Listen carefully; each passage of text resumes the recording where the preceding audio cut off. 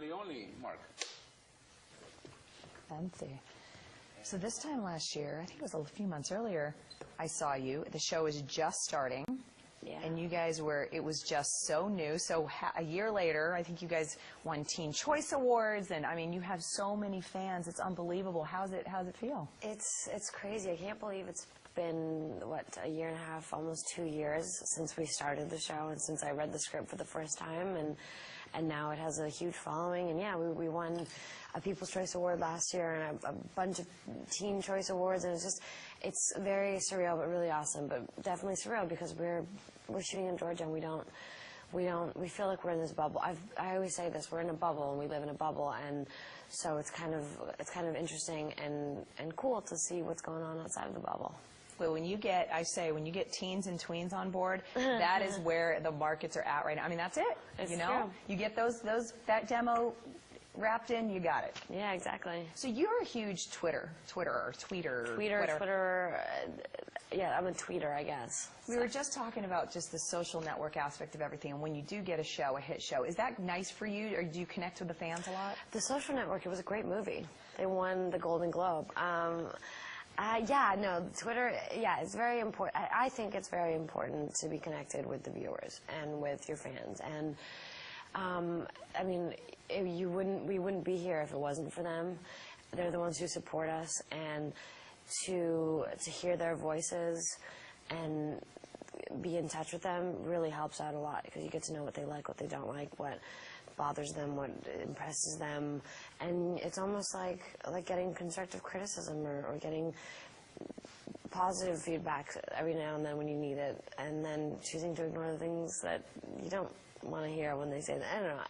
But Twitter's a really cool medium, and it really gives the fans a chance to get closer to the people that they admire and that they like their work, and so there's a lot of pluses for Twitter and for Facebook and for other things. I don't have Facebook, just setting the record straight, but I have Twitter, so.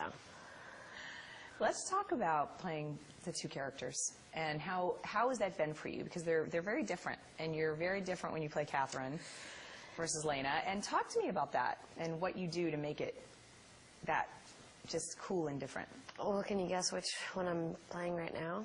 Who I am? Oh, I hope not Catherine. Because I'm interviewing you. Let me see Elena. Well, it's usually the superficial distinction is the curly hair and the tight clothes and heels for Catherine versus like the Converse and the t-shirt and jeans and the straight hair, kind of laid back feel for Elena physically.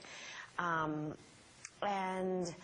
a lot of the time, believe it or not, the hair and makeup and the physical kind of the clothing, all that helps a lot for creating a character and feeling like a different person. And I learned that when I was doing theater and when I was doing scene study years ago when I was training.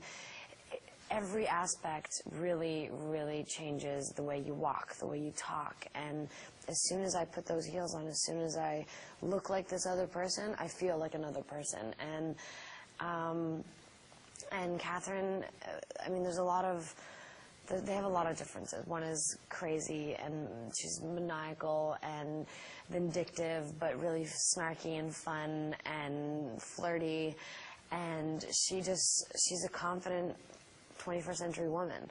But to get to the 21st century, she's lived through many centuries. So she's lived a long time and learned a lot, and she's a strong woman, and she's a force to be reckoned with. So I don't envy anyone who has to be in Catherine's path and fight her, I suppose. But with that said, I play Elena, who is directly in her path and has to fight her all the time.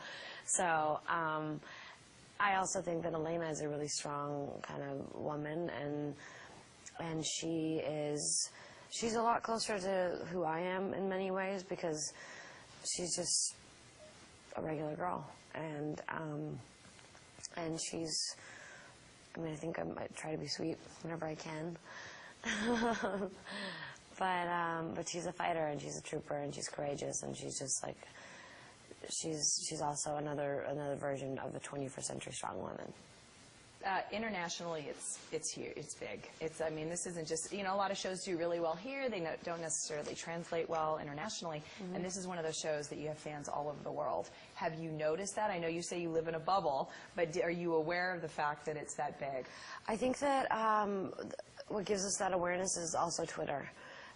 The people from Argentina or from Russia or from Japan, people send us tweets from all over the world saying that the show is huge there and that it's doing really well. And I mean, I'm from Bulgaria, so I'll hear from a lot of Bulgarians that'll be there. And unfortunately, this show hasn't started airing yet. Hopefully, they're all kind of asking me, when is it going to be on TV here in Bulgaria or in Tokyo, or, there's a lot of places that it still hasn't reached. But I think that judging based on the success that it has in the countries that it has been in, it's going to do well everywhere. And it's got the same thing that everyone loves. It's got the vampires, it's got the teens, it's got the angst, it's got the cute boys and the vampires and the werewolves, and it just has all these different elements that a lot of people love and want right now. So it's been doing well across the board, which is really cool. It's rare and really cool, but we're still in that bubble.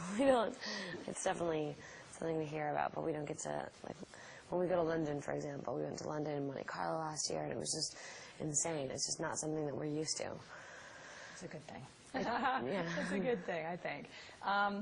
Let's talk about, didn't you, just in Bulgaria, quickly just touch on the fact, didn't you shoot in Bulgaria and were able to speak? Isn't that your language? We didn't shoot in Bulgaria, no. It was shot, the story was in Bulgaria, but we shot it in Georgia. So we went back into the 1400s and the beginning of Catherine and the way she became a vampire. And because I'm Bulgarian, the writers wrote in the whole teaser in Bulgarian and in Bulgaria, but we didn't actually shoot it there, unfortunately. That would have been cool, because I would have been able to hang out with my family. I got a couple little facts, and I thought it was there, but it's still cool because you got to use your language. So Yeah, awesome. I got to speak Bulgarian. I've spoken Bulgarian, English. I've done a British accent, and I've done the two characters, and it's been... for some reason, we didn't do accents when we were in the 1800s, which would have been really fun, but you're doing a great job. Thank you. Yeah, it's nice to see you again. Thank you. Take care. Good to So see you. last year when I